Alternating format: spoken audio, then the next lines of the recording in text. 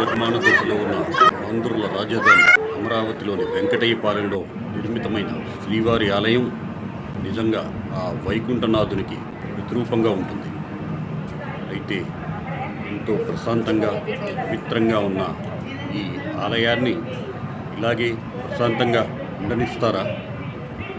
ధనం కోసం, అధికార ప్రాపకం కోసం అధికారులను అడ్డుపెట్టుకుని అక్కడ ఉన్న పవిత్రతను చెడగొట్టే చెప్పుల షాపులు, అరటి పండ్లు, కొబ్బరికాయలు అంటూ దాని ప్రశాంతతను చెడగొట్టే ప్రయత్నం చేయవద్దు అని మనకు భక్తులకు కావాల్సిన మౌలిక వసతులు కల్పిస్తే చాలు. ఇప్పుడున్నవి సరిపోతాయి. ఎమర్జెన్సీ కోసం మెడికల్ క్యాంపు లాంటిది ఉంటే చాలు. ఇంత పెద్ద వ్యవస్థలో ఇది మెయింటైన్ చేయడం అంత కష్టమేమీ కాదు.